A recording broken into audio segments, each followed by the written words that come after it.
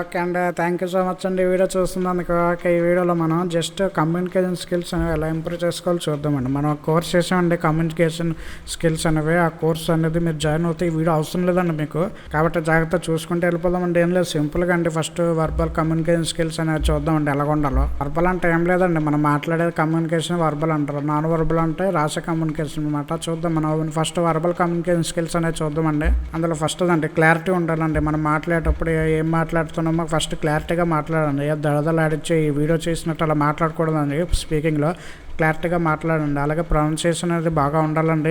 Pronunciation ఎలా నేర్చుకోవాలంటే ఏం లేదండి, బాగా ఇప్పుడు స్పీచ్లు ఇచ్చే వాళ్ళు ఉంటారు కదండి, వాళ్ళ వీడియోలు చూస్తే మీకు అర్థమైపోతుందండి. వాళ్ళని చూసి నేర్చుకోవడమే అండి చాలా సింపుల్గా. వాళ్ళని చూస్తే మనకు అర్థమైపోతుందండి. వాళ్ళని చూస్తే మనకి ఇంకేమంటే అర్థమైపోతుందంటే వొకాబులరీ అర్థమవుతుందండి. అంటే వాళ్ళు వాడే వర్డ్స్, ఏ టైంలో ఏ వర్డ్స్ వాడుతున్నారు అవన్నీ మనం తెలిసిపోతాయండి. కాబట్టి ఎవరైనా బాగా మంచి స్పీచ్ ఇచ్చే వాళ్ళు ఉంటే వీడియోలు ఉంటే చూడండి, మీకు అర్థమైపోతుంది. దాని తర్వాత వాళ్ళ టోను, వాళ్ళ పిచ్ ఎలా ఉంది, అంటే వాళ్ళు మాట్లాడే లౌడ్నెస్ ఎలాగుంది, ఎంత వాల్యూమ్లో ఉంది అవన్నీ మనం చూసుకోవాలండి. దాని నుంచి మనం నేర్చుకోవాలండి అంతే సింపుల్గా. వాల్యూమ్ కంట్రోల్ చేసుకోవాలండి. అంటే ఒకసారి గట్టిగా మాట్లాడడం, ఒకసారి తక్కువగా మాట్లాడడం అలా చేయకూడదండి. ఒకే వాల్యూమ్లో ఉండాలండి. నెక్స్ట్ ఏంటంటే పేస్ అండ్ పాస్ అనమాట. అంటే ఏం లేదండి, మాట్లాడేటప్పుడు గ్యాప్ ఇస్తూ మాట్లాడండి. అంటే ఎలాగంటే అండి, హలో ఎవ్రీవన్, ఎలాగున్నారు, ఓకే ఈరోజు అందరూ బాగున్నారు కదా, అది అర్థమైంది కదండి. ఏం లేదండి, చాలా సింపుల్గా స్పీకింగ్ ఇచ్చేటప్పుడు మనం మాట్లాడి ఒక సెకండ్ గ్యాప్ ఇవ్వడం, సెకండ్ కాకుండా హాఫ్ సెకండ్ గ్యాప్ ఇవ్వడం. అలా చేస్తే ఏంటండి వాళ్ళ అటెన్షన్ అనేది మన మీద ఉంటుందండి. అది చాలా అద్భుతమైన విషయం అనమాట. కాబట్టి పాస్ అండ్ పాస్ అండి. నెక్స్ట్ మనం చూసుకున్నట్లయితే యాక్టివ్ లిజనింగ్ అండి.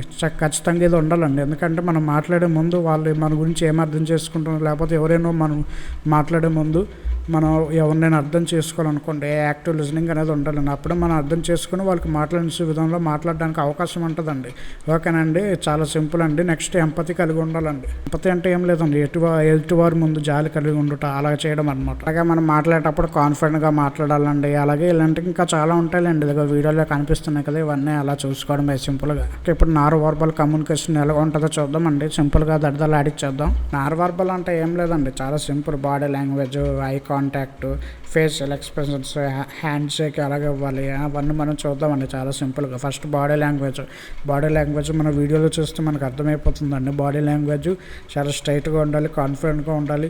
అలాగే మన బాడీ లాంగ్వేజ్ ఎలా పెంచుకోవాలంటే ఏం లేదండి, ఫస్ట్ ఎవరైనా సక్సెస్ఫుల్ పీపుల్ వాళ్ళు స్పీచ్ ఇస్తున్నప్పుడు వాళ్ళ వీడియో చూసి దాని తర్వాత మనం ఆలోచించుకొని, అలాగే మనం ఏం చేయాలంటే అండి ఆ అద్దం ముందు నించొని ప్రాక్టీస్ చేయడమే అండి. అద్దం ముందు నించొని మన ముందు 100 మంది ఉన్నారు అనుకొని మనం చూసుకుంటూ ప్రాక్టీస్ చేయడమే అండి. ఒకసారి చెప్పడమే అండి. ఆ స్పీచ్ చెప్తుంటే మన రియాక్షన్, మన చెయ్యి ఎటువైపు కదులుతుంది, మన బాడీ ఎటువైపు అవుతుందో అవన్నీ మనకు తెలిసిపోతుంది. దాన్ని బట్టి బాడీ లాంగ్వేజ్ ప్రాక్టీస్ చేసేయచ్చు అండి. చాలా సింపుల్ అండి ఇది. నెక్స్ట్ మెయింటైనింగ్ ఐ కాంటాక్ట్ అండి. ఐ కాంటాక్ట్ అని చాలా ఇంపార్టెంట్ అనమాట. చాలా ఇంపార్టెంట్. మన స్పీచ్ ఇస్తున్నప్పుడు ప్రతిదీ ఇంపార్టెంట్. మన బాడీ ఇంపార్టెంట్, మన ఐ కాంటాక్ట్ ఇంపార్టెంటే. నెక్స్ట్ మన ఫేషియల్ అంటే మన ఫేస్ ఇంపార్టెంటే. నెక్స్ట్ మన ఫేస్ ఎలాగుంది అవన్నీ మనం చూసుకోవాలండి. దాని తర్వాత అంటే హ్యాండ్ షేక్ కూడా ఇంపార్టెంట్ అండి. ఎవరితోనైనా హ్యాండ్ షేక్ ఇస్తున్నప్పుడు ఎలాగ ఇవ్వాలి అది కూడా ఇంపార్టెంటే అండి. నెక్స్ట్ వాయిస్ టోన్ ఇంపార్టెంట్ అండి.